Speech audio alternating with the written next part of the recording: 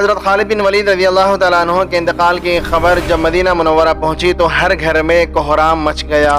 جنگ یرموک کب، کہاں اور کیسے لڑی گئی تھی؟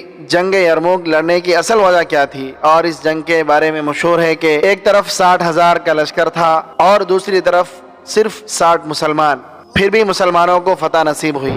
جنگ یرموک میں کیا کیا ہوا تھا، کتنے سپاہی مسلمانوں کی طرف تھے اور کتنی دشمن کی فوج تھی، یہ پورا واقعہ تفصیل سے میں آپ کو اسی ویڈیو میں بتاؤں گا۔ جنگ یرموک 15 ہجری میں خلافت اسلامیہ اور بازنطینی سلطنت کے درمیان لڑی گئی تھی، جس میں مسلمانوں کو فیصلہ کن فتح حاصل ہوئی اور پورا بلاد الشام خلافت راشدہ کا حصہ بن گیا۔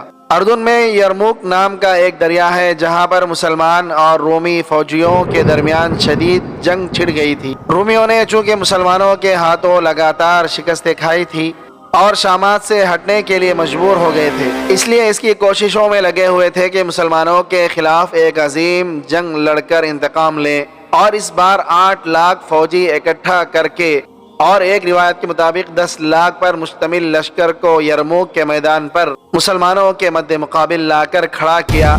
یرموک کا میدان ہے، رومیوں کا بہت بڑا لشکر سامنے ہے۔ حضرت ابو عبیدہ بن جراح رضی اللہ تعالیٰ عنہ کو اطلاع ملی کہ رومیوں کا 60,000 نصرانی عرب کا لشکر جنگ کے لیے آ گیا ہے۔ حضرت ابو عبیدہ بن جراح رضی اللہ تعالیٰ عنہ نے لشکر کو تیاری کا حکم دیا، پر حضرت خالد بن ولید رضی اللہ تعالیٰ عنہ نے پکارا، اے مسلمانوں ٹھہر جاؤ، رومیوں نے 60,000 عرب بھیجے ہیں، میں آج ان کی ناک خاک آلودہ کروں گا، میں 30 آدمیوں کے ساتھ مقابلہ کروں گا۔ یہ بات سن کر سب مجاہدین تعجب میں پڑ گئے کہ شاید خالد بن ولید خوش طبعی کے طور پر بات کر رہے ہیں۔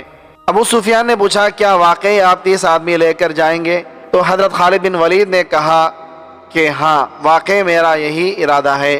ابو سفیان نے کہا، مجاہدوں سے میری محبت کی وجہ سے میری درخواست ہے کہ تم 30 کے بجائے 60 آدمی لے کر جاؤ۔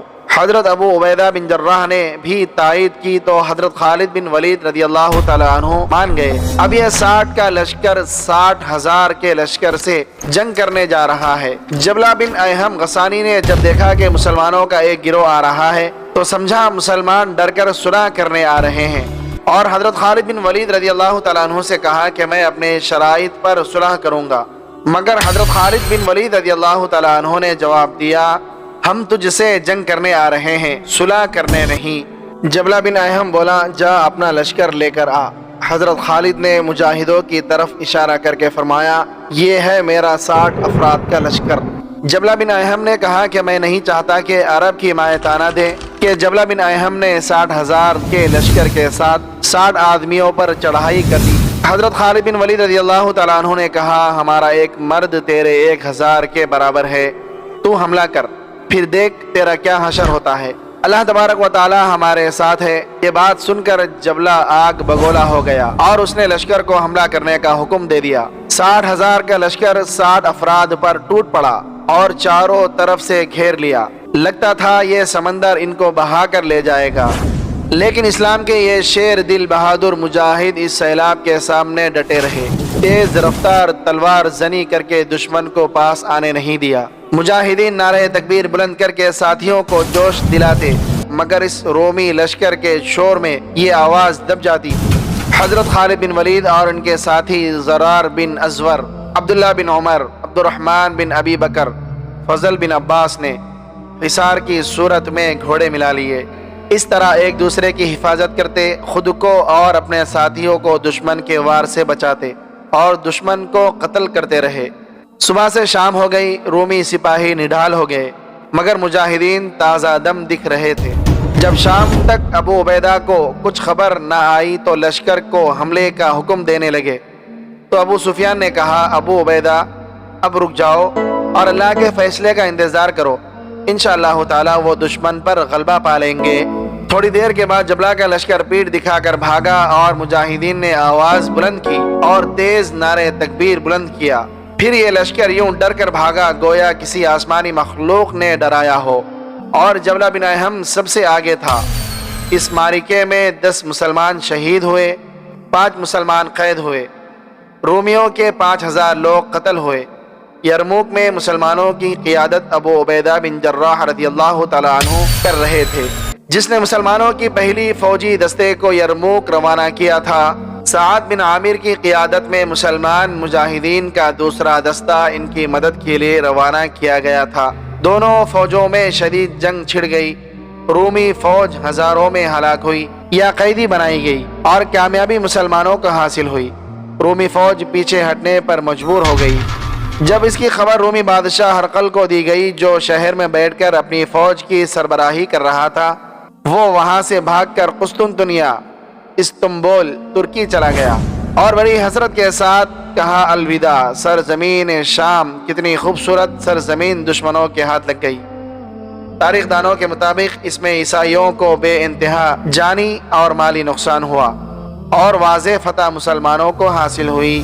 حضرت خالد بن ولید رضی اللہ تعالیٰ عنہ کا پیغام امت مسلمہ کے نام۔ موت لکھی نہ ہو تو موت خود زندگی کی حفاظت کرتی ہے۔ جب موت مقدر ہو تو زندگی دوڑتی ہوئی موت سے لپٹ جاتی ہے۔ حضرت خالد بن ولید رضی اللہ تعالیٰ عنہ کے انتقال کی خبر جب مدینہ منورہ پہنچی تو ہر گھر میں کوہرام مچ گیا۔ جب حضرت خالد بن ولید رضی اللہ تعالیٰ عنہ کو قبر میں اتارا جا رہا تھا تو لوگوں نے یہ دیکھا کہ آپ کا گھوڑا اشجر، جس پر بیٹھ کے آپ نے تمام جنگیں لڑی، وہ بھی آنسو بہا رہا تھا۔ حضرت خالد بن ولید رضی اللہ تعالیٰ عنہ کے ترکے میں صرف ہتھیار، تلواریں، خنجر اور نیزے ہی تھے۔ ان ہتھیاروں کے علاوہ ایک غلام تھا جو ہمیشہ آپ کے ساتھ رہتا تھا۔ اللہ پاک کی یہ تلوار جس نے دو عظیم سلطنتوں یعنی روم اور ایران کے چراغ بجھائے، وفات کے وقت ان کے پاس کچھ بھی موجود نہ تھا۔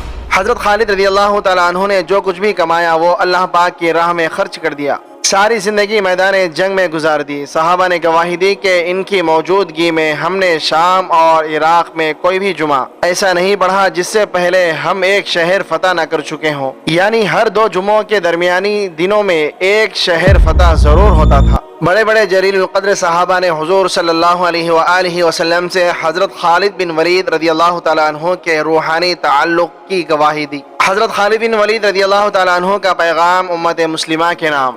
موت لکھی نہ ہو تو موت خود زندگی کی حفاظت کرتی ہے۔ جب موت مقدر ہو تو زندگی دوڑتی ہوئی موت سے لپٹ جاتی ہے۔